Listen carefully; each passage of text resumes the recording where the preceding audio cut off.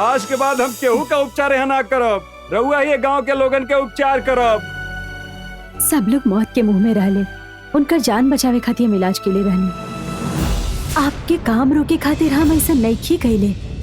हमके केहू से कोनो प्रतियोगिता नहीं खे।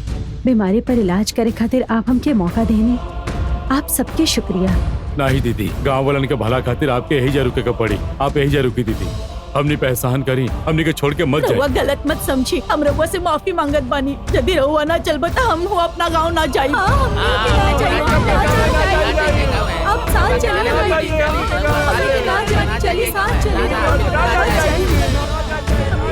हाँ दीदी, हमने के गांव वापस ना जाइए, रहुआ के चले के ही पड़ी।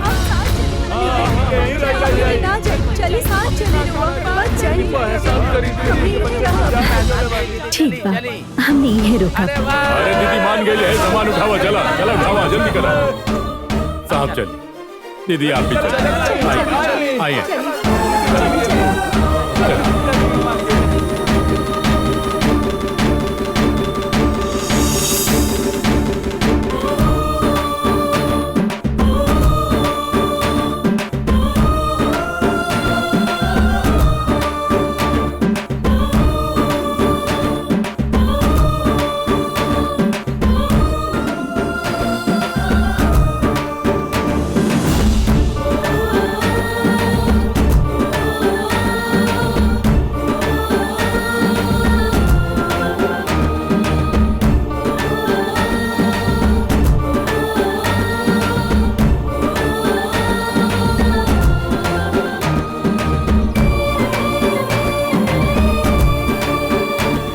आज से आप यही घर में रहा। ये घर हमने के देवी माता के ही घर है। हमने के गांव में एगो वल्लभ नाम के व्यक्ति रहले। उनके हमने के गांव के देवी पर बहुत श्रद्धा रहे। ये गांव के मंदिर के निर्माण उहे कैले रहले हा। उनके श्रद्धा खातिर उनके बाद ये घर उही गांव के देवी के नाम पर ही कर देले रहले। दीदी, हमरे गांव का सब अच्छा कार्य के शुरुआत यहीं से होखेला। हमनी के यहाँ केहू के रुके ना दियल जाला। दीदी सुनी दीदी, रउआ तो देवी समान बाड़ी। रउआ के घर में रहे के ही होखी।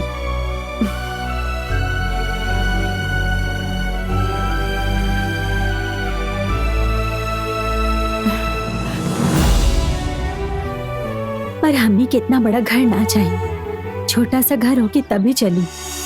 हमनी के आपके ही घर देत बानी, काहे कि आप हमनी खातिर अनमोल बानी। आपके के स्वीकार करे के ही पड़ी। ये देवी के हक की जगह बा, हमनी के अगर इस्तेमाल कईल गलत होखी। दीदी, रउआ में और देवी माँ में हमने के कोनो फर्क न दिखेला। रउआ यही घर में रही दीदी। हाँ दीदी, हमनी के गांव में मंदिर के निर्माण कईके वल्लभ जी धर्म कार कैले बड़े। उनकर घर में अपना हाथ से दिया जलाइब त हमनी के बहुत खुशी होगी। दीदी रउआ इनकार मत करी। रुकी दीदी, रउआ का सोच रहल बानी? साहब रउआ कुछ बताई ना साहब। हमनी के ना पता रहे कि हमने कहाँ रुकब। ये गांव के सरपंच इन लोग के तहार पर विश्वास बा और यही से तहरा के घर में लता। तू केहू के ऊपर अपन हक ना जतावत बड़ो। तहरा के कोनो भी चीज के मोह नहीं खे, लेकिन ये गांव वालन के प्यार के तहरा के स्वीकार करे के होखी। हमने एजे रुकल जाओ।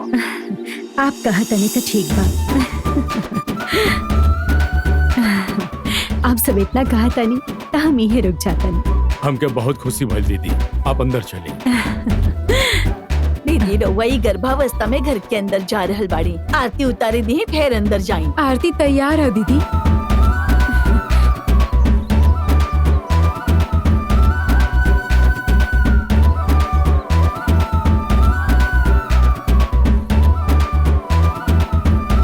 आई दीदी, आई आई।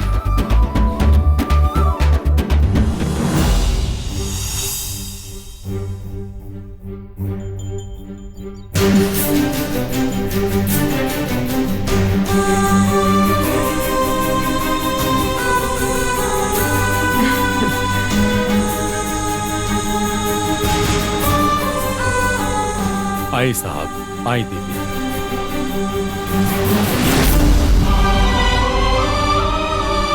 संभल के। साहब, आपके घर में कोनो भी चीज के कमी महसूस ना होगी। भले ही आप ही गांव में पहला बेर आयल बानी, लेकिन जब आप वल्लभ भैया के कमरा में कदम रखनी तबे आप ही गांव के हो गई नी। आपके कोनो भी चीज के जरूरत होके तो बेझिझक हमके बताए। आपके जौन चाहिए हम ला के रवा लोग हमने के सम्मान कहनी बहुत खुशी भइल। आज तक हम एकर खातिर कुछ न कहनी, लेकिन अब बहुत कुछ करे के बा। ये गांव में अगर कुछ काम होखी तो दे दी, बहुत एहसान होखी। पहले आप आवे वाला बच्चा के अच्छा से ख्याल रखी, बाकी जौन बा हमनी के देख ले। हम रवो से काम देवे खातिर कहानी, ये हमार भरोसे यही जे आयल बड़ी और हमके ये एकरा ख्याल रखे के होगी।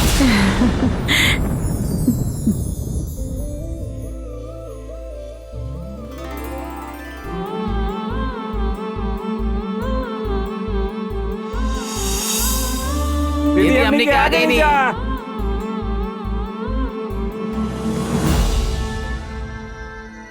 सब लेकर आयल बड़े ना? हाँ साहब। हाँ,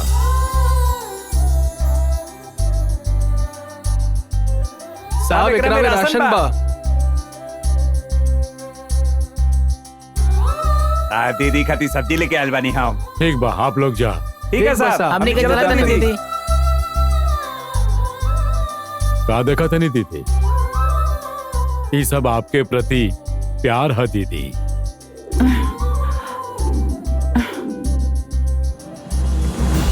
ये सब सामान आप लोगन खातिर बा दीदी।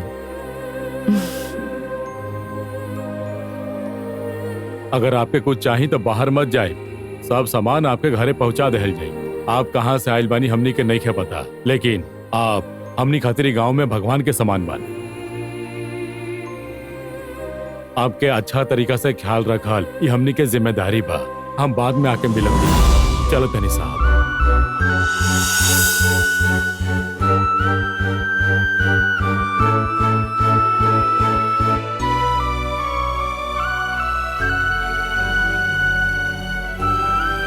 ये देखा, अभी हमनी के गांव में ही रही हैं। ये लोग के अच्छा से ख्याल रखल हमनी के फर्ज है। हाँ हाँ दीदी हमनी के चलत बानी। चलो बहुत बहुत धन्यवाद।